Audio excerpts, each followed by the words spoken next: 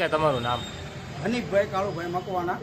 હનીફભાઈ, કઈ જગ્યાએ રહ્યો અને કેવી રીતે તમારા ખાતામાં પૈસા અને કોને પાછા આપ્યા છે? મૂળ ગામ અમારું પાલીતાણા. અત્યારે હાલ હું અહીંયા આખરોલ જગતનાકા ભાવનગર રહીએ છીએ અમે.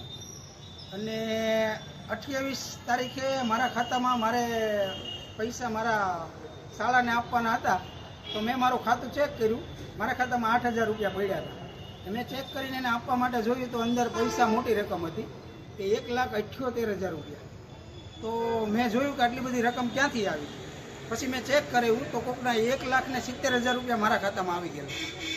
મેં પછી બધે વોટ્સઅપમાં બધે જાહેરાત કરીને બધાને જાણ કરી કે ભાઈ આવી રીતનું મારે બન્યું છે, પૈસા આવ્યા છે, કોઈને જાણ હોય તો કહેજો.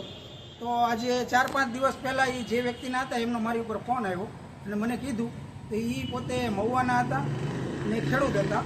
તો એમને આજે બોલાવ્યા ને એ લોકો આજે આવ્યા ને મેં એને ચેક મારફતે એની પૂરેપૂરી રકમ 1,70,317 રૂપિયા મેં એને પરત કરી દીધી. એ જેના 1 લાખ રૂપિયા તમારા ખાતામાં વયા એની કેવી અત્યારે ખુશી મેળવી છે અને કેવો એનો ચહેરો હતો? ખૂબ જ ખુશ થયા એ. અને એમણે મને એવું કીધું કે અત્યારે આ સમયમાં કોઈ 100 રૂપિયા હોય તો પણ નથી આપતું અને તમે આટલી મોટી માતબર રકમ અમને પાછી પરત કરી દીધી. એ બધા એ લોકો ખૂબ ખુશ થયા. ઓકે, તમારું નામ? હિંમતભાઈ વિશ્રામભાઈ શેતા. હિંમતભાઈ, કઈ જગ્યા રહ્યો અને શું ઘટના જેવું? મહુવા. આ તમારા કઈ રીતના પૈસા વયા ગયા હતા અને કઈ રીતના પાછા આવે? સરકારમાં ટેકાના ભાવમાં નાફેડમાં સિંગ વેચી હતી.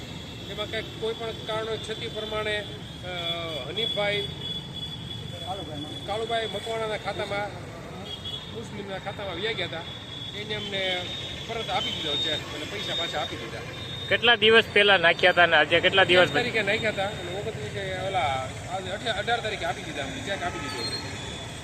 કેટલા પૈસા ને કેટલા પૈસા ના? 1,70,317 રૂપિયા. ઓકે.